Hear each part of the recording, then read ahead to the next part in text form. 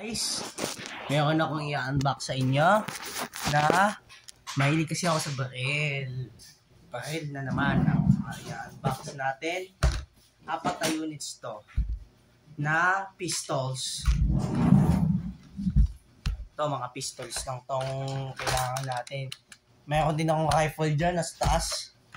Oh, nilalabas ko pa lang, hindi ko pwede ipakita yung mga pistols.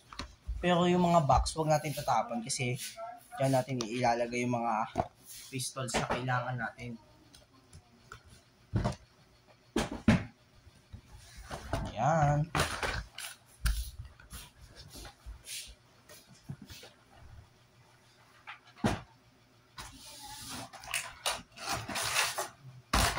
Ayan, marami tayong pistols na kailangan dito, guys.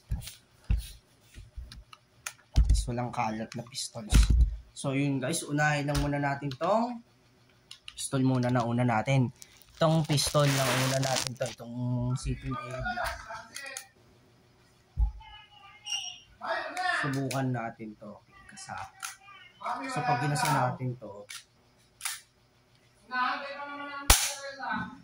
na tanggal yung silver niya dito. Tatanggal.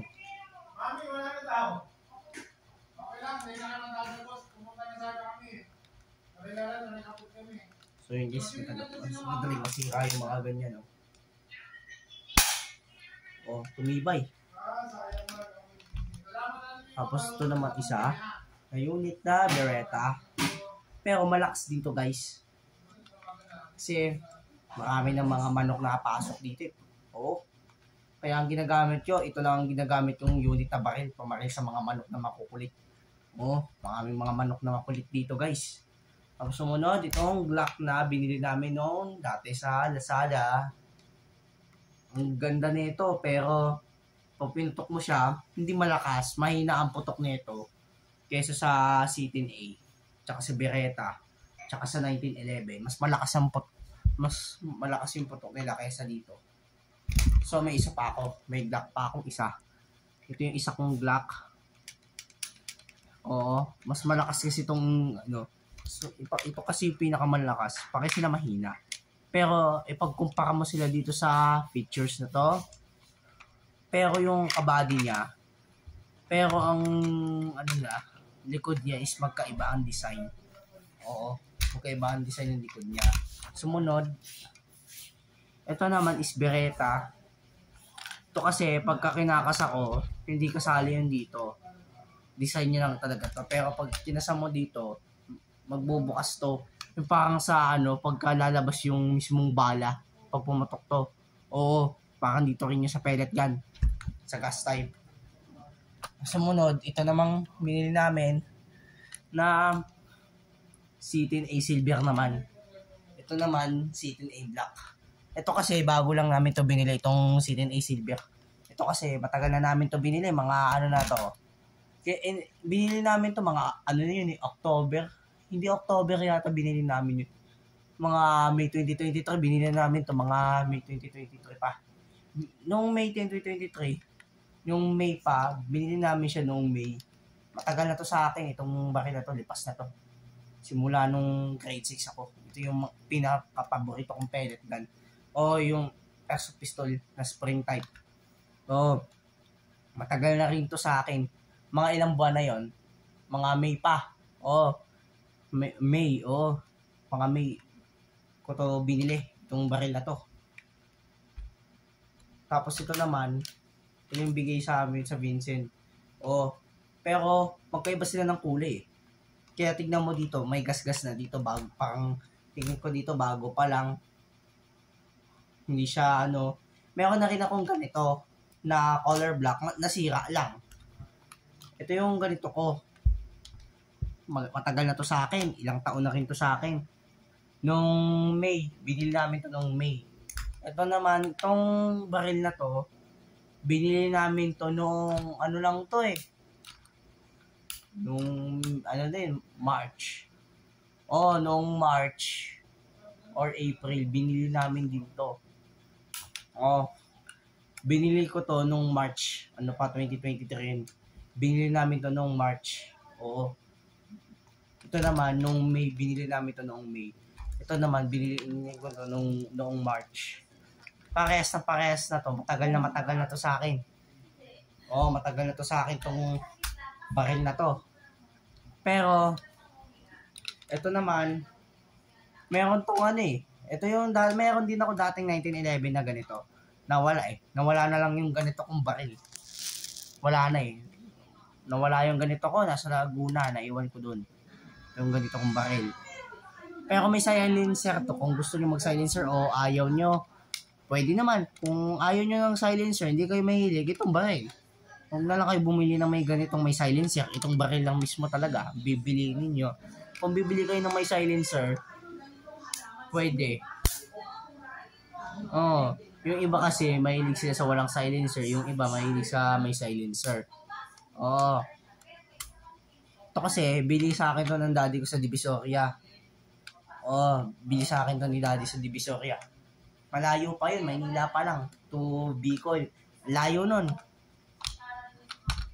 Oh, yan, binili namin to. Pero, ito kasi, malakas ang target nito. Pag tumama to sa'yo, natagos dito eh. Ay, sa ulo natagos. Alam ko tumatagos to sa laman ng tao. Ito yung mga ganitong spring type airsoft. Ano yan, natagos yan sa mismong katawan ng tao. Ito namang C-10A, ito naman yung nakakabasag ng bote ng gin. Ito naman yung nakakabasag ng bote ng gin. Pati itong isang black. Pero kalimitan ito si Beretta. Pag tinamaan ko sa bote ng gin, hindi siya nakakasira eh. Ito talaga, tsaka ito, malakas ang power nito. Ay makabasag ng bote. Pero mabuti pa itong CCL ito. Medyo nakakabasag lang ng bote itong mga ganitong pellet gun. Pero pag sinubukan natin ito sa bote, wala rin, walang kwenta to. Lalo ito, yan, kasi hindi malakas ang power nila. Pag tumama sila sa bote, pag tinamaan lang nila yung bote, ganun lang. Meron din ako mga primary weapons. Oo, in-unbox ko sa inyo. Itong barrel, tsaka, ito pa. Ito yung gusto kong baril talaga eh. 1911. Ito talaga yung pinaka-paborito kong baril sa buong mundo.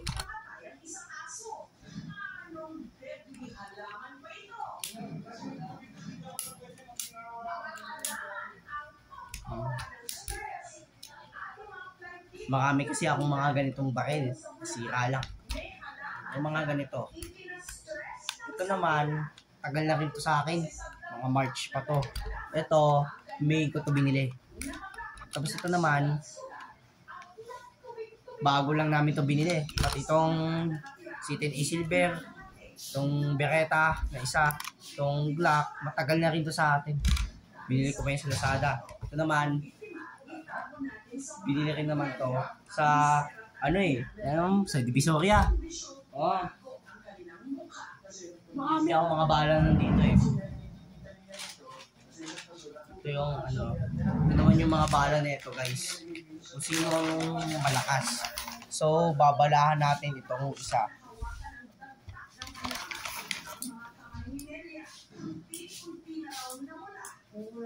So, babalahan natin yung isa rito. Yan, sinong malakas. Malakas ang tama. Malakas yung tama nito.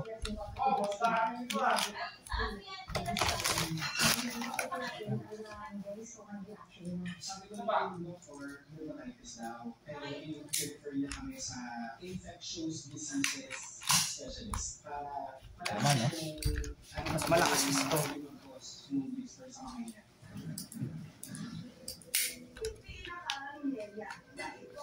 Ito yung gusto kong malaman eh.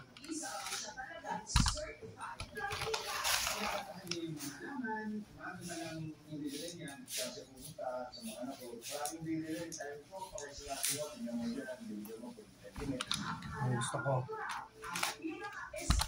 Yan, pag binalaan natin ito. So, yun ang mga wala guys. Marami ito.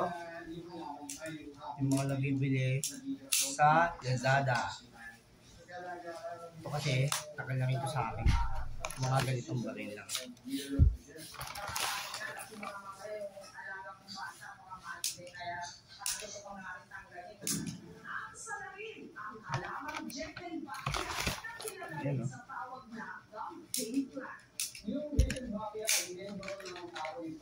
Wow!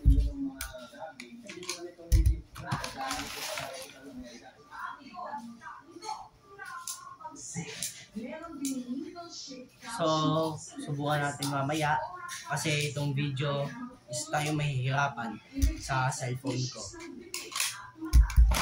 Pwede na guys, pwede na rin kayo mag-subscribe sa aking channel. At i-comment down below nyo na to. At mag-like at mag-share at mag-comment at mag-subscribe na rin para lagi kayong updated sa pinapanood kong vlog ko, Strength Tumblod o Matthew Tumblod. Sige, bye!